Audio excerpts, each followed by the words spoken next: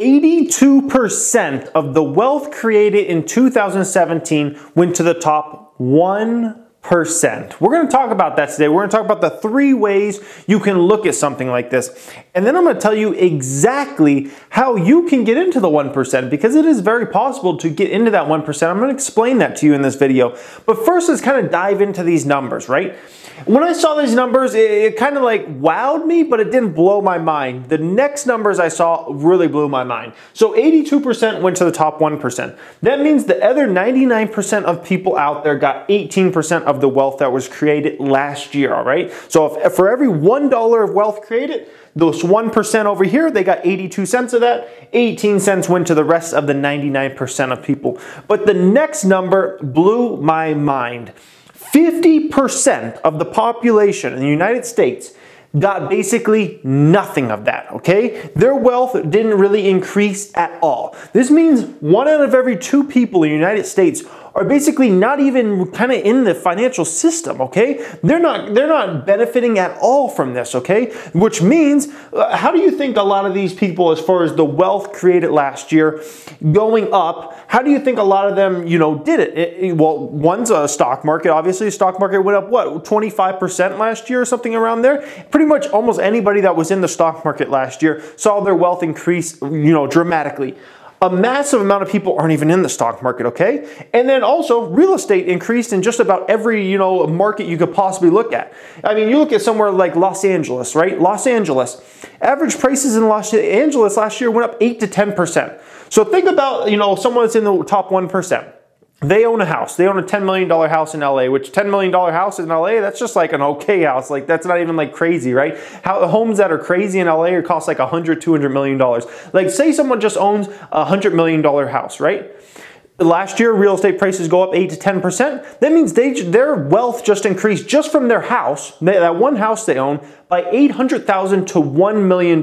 Their wealth increased just from that house, okay? Never mind if they have stock market investments, those dramatically probably increase. Never mind a lot of other things they could be, have going on that made their wealth increase, all right? These people, they don't generally own homes, all right? They don't own homes, and if they do own homes, it's really the bank that owns the home in the end, and they're not really in the stock market at all. And generally, they don't really own businesses, so they're completely kind of out of the realm of creating wealth and making themselves wealthier and things like that. That number is sad, and so you really got to think about it. The other 49% of the population really got this other 18%. And then if you want to take it a step further, I can almost guarantee you that if we said instead of the top 1%, the top 10% of the population, I can almost guarantee you 90 to 95% of the wealth last year that was created went to really the top 10%, which leaves almost nothing as far as wealth created for the bottom people, really because they're not even in the system, all right? So there are 3 ways you can look at this, and then we're going to get into exactly how you can get into that top 1%. There are 3 ways you can look at it. The first way you can kind of look at things is you can look at it from the perspective of, oh man, the system's so screwed up. Those rich, greedy bastards, they take all the money. They take all the money from us. Oh my gosh, it's so bad. And that's usually the very naive perspective. And that's usually the easiest one to go to when you're not part of the 1% or when you're not at least part of the 10% or something like that. And especially if you're in the bottom 50%. That's a very easy perspective to take. Those rich, greedy bastards, they take all the money. We don't get anything down here. That's such an easy perspective because it allows you to cop out. It allows you to just kind of, distance yourself from everything. It allows you to put blame on others, and it's just a beautiful thing, right? It's just a beautiful thing to put all the blame on others and take no responsibility for yourself on bettering your situation, getting a better job, going out there and starting a business, which we'll get into, doing a lot of things like that, investing in the stock market, having your money start making you money, saving money, all those type of things that are kind of like building blocks to get there hopefully someday. If you're not doing any of those, it's very easy to point the blame and say, they took all the money. It's not how it works. There's no such thing as taking all the money. Anybody that understands anything about economics, there's no such thing as they took all the money. Wealth is created because valuations and things go up, whether it be homes, whether it be companies, stocks, things like that. Prices go up. They become more valuable. People that own assets, guess what happens? Their wealth increases. People that don't own assets, and especially if they have liabilities, more liabilities than assets, where does their wealth go? Their wealth shrinks and shrinks and shrinks, okay? So that's the first perspective. Those rich, greedy bastards are taking all the money. Oh my goodness. The second perspective is, I don't care. I don't want to be in the top 1%.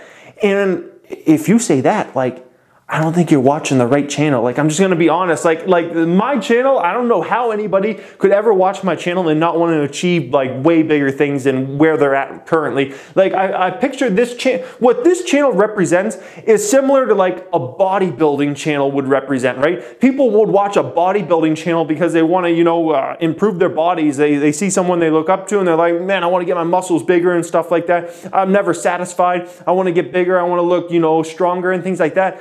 That's the same philosophy as this channel, right? You watch this channel because you want to become better. You want to be at a better place 10 years from now than you are now. If you're 20 years old and you're watching this video, you want to be in a much better place when you're 30 years old than you are right now. If you're 30 years old and you're watching this video, you want to be in a much better place when you're 40, okay? Those are the perspectives. I talk about stocks, I talk about passive income, I talk about business building, all these different things, right? Personal finance. You want to become the best you can financially if you really watch this channel, right? So the whole, oh, I don't care, I don't ever want to be part of the top 1%, I'm just like, why are you watching this channel? It doesn't really make sense to me. So the third way you can look at it is you can look at it from the perspective of how did they get there? How did those 1%ers, how did they get there? How did they get to a place where, you know, they can have just, you know, massive homes and, you know, all the cars in the world and all these things? How did they get to that place? How did they get to the place where they can go out to eat and they don't even need to look at the prices on the menu? It doesn't even matter to them if it's $25 for a steak at that restaurant or it's $250. Like, if they really want to look at the price, they can, but does it really matter to them if the steak was $25 or $250? No, it means absolutely nothing to these type of people. Does it matter if they paid, you know, $180,000 for that Ferrari or $220,000 for that Ferrari? To the top 1%, no, and especially for the 1% of the 1%, it does not even matter. It's like, it's little money. It's little money. How do you get to that place? How do you get to that place? Well, I will tell you, real estate and stock market is not how you get to that place. And I know it's really surprising for me to say. The stock market and real estate are things that help you build more wealth, okay? Those are things that help you build more and more wealth, okay? So you have money, you invest it into stocks, you invest it into real estate, and as long as you do that successfully, you build your money into more money. You become wealthier, okay? You become wealthier, you become worth more money. But really, how people get into the top 1%, if you're going to go around and knock on doors in, you know, the top 1% neighborhoods all around the United States, if you're going to go to your local neighborhood, that's the one that's, the creme de la creme, and you go ask those people how they made their money, there's really two ways, okay? Well, you could say three ways. One, they could inherit, okay? We'll knock out the inheritance one. There's really two ways on how someone got a lot of money, okay? There's one way, which is running a business, okay? Running a business, meaning they actually worked up the corporate ranks at a company. They became, you know, a high-ranking executive, maybe CEO, maybe CFO, maybe COO, maybe a high-ranking vice president of a big company, and they amassed a lot of wealth because they were paid very well at running that business. Or they started a business and they built the business, okay? They started a business from scratch and they built it, okay? That is really how people get into the top 1%. They're either running a big business or they start a business from scratch and they build that business up. That is truly how they do it. And then on top of that, they get this money, and then what do? They invest that money into stocks, into real estate, whatever they do with that money. They have that money build them money. Most of the people in the top 1%, they make their money into money. They're not just like, oh, I made money from running this business or from starting this business, and now I'm just going to funnel it all under my mattress, or I'm just going to put it all into, you know, my checking account or savings account. No, they're focused on, okay, I got $10 million I just made. How do I make that 10 million into 11 million? And 11 million into 13 million, and 13 million into 17 million, and 17 into 25. How do I do that? That's where the focus is. Now, from the perspective of, okay, What's more realistic? If you want to get into the top 1%, is starting a business and building it more realistic, or is it, rising the corporate ranks at a company and, running a business? What is more realistic? Well, I can tell you, it's hard for, depending on a lot on, do you have a college education? Do you have, a doctorate? Do you have a master's degree and things like that? Those will definitely help you out in a big way, especially if they're around business, as far as climbing that corporate ladder, because a lot of those big companies, they look for things like that. A master's degree in business, especially if it's from a good university, that's going to give you a big boost in trying to rise those ranks. They love putting that on, our vice president, they went to such and such college, they got their master's degree and blah, blah, blah, okay? So that will help you, but that's such a small amount of people out there actually have like master's degree in business and things like that, right? Plus, when you're thinking about you got to get up the corporate ranks, you better be prepared to spend a minimum of 10 years, but usually 20 to 30 years to get to a place where you're really making good money. When you're making, and good money, I would call good money 250,000 plus, okay? 250,000 plus. You've got to spend at least 10, 20, 30 years rising those corporate ranks to get up to a number where you're making at least $250,000 a year, which I would consider good money if you live in the United States. Starting a business and building it, it's difficult. I would say it's difficult, especially the first year. But generally, if you can get through the first year and get to a place where you're profitable in that business, my goodness, you're well on your way. That's the hardest thing. Getting through that first year and getting to a place where you're profitable, that is big, guys. But this, you can literally go from not being in the 1% to the 1% in 3, 5 to 10 years, okay? You can literally do it that fast in a very quick amount of time. You could even do it faster than that if you catch something that's really a crazy trend or something like that. 3, 5, maybe 10 years, you can get into that top 1%.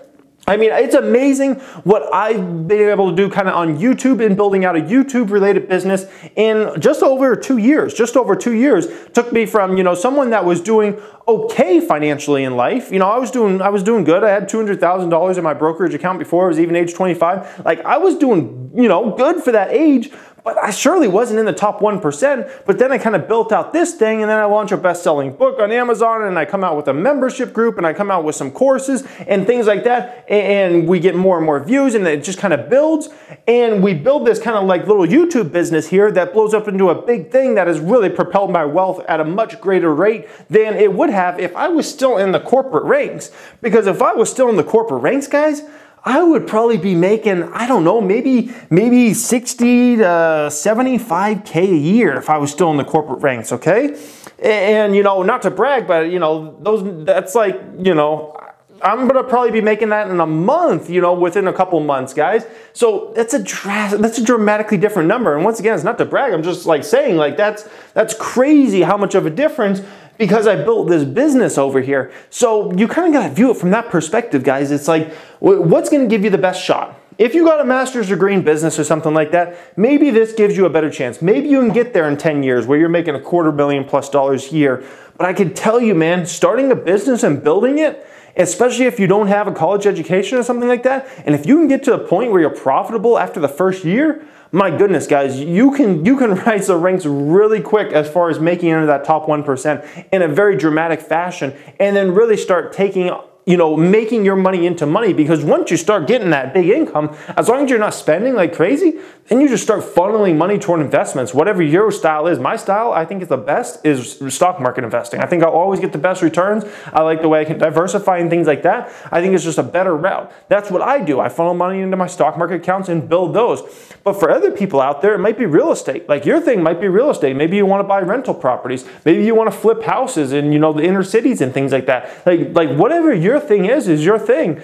But I can tell you, you can get there a lot faster, in my opinion, by starting a business and building that. And it's one of those things, you can be anywhere and start a business. It doesn't matter what your college education is or your lack of education, things like that. As long as you understand business and kind of, acquiring customers and customer service and things like that, you can build that, man. You can build that. There's no one out there that's like, when I started my real estate marketing company, I don't ever remember one customer ever asking me, What college did you go to, by the way? Oh, what?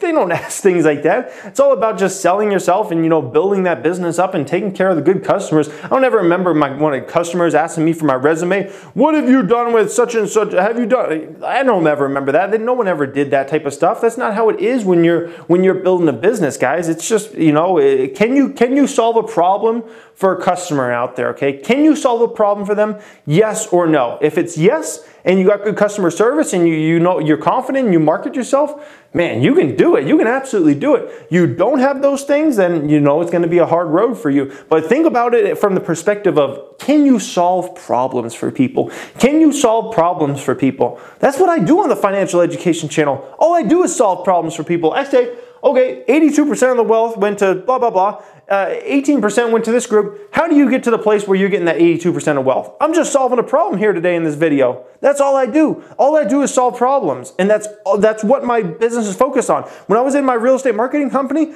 I was just focused on solving problems, right? I was taking pictures, doing videos, marketing, teaching realtors about social media and things like that.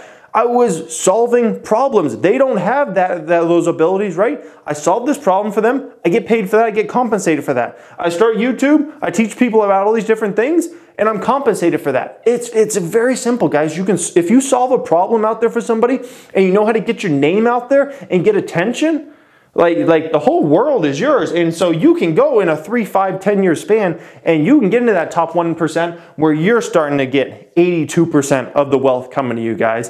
So that's how it's done. But that's how it's done, guys. Go into rich, don't go to rich neighborhoods and start knocking on people's doors. Because one, most rich neighborhoods are gated, so you're not even going to get past their front gates to begin with. But I can guarantee you, if you really sat down with folks, man, they all are people that either ran big businesses or they started businesses of their own. They built it. That's how they all got there. Some inherited, absolutely, but the majority of them, they ran businesses. It's very rare. Like even Warren Buffett, even the great Warren Buffett, right? People think he made all his money from stock market investing. It's just not true. Warren Buffett started a business. Okay, he started like an investment fund, basically. He buys this mill, which is called Berkshire Hathaway, which is now the name of the company.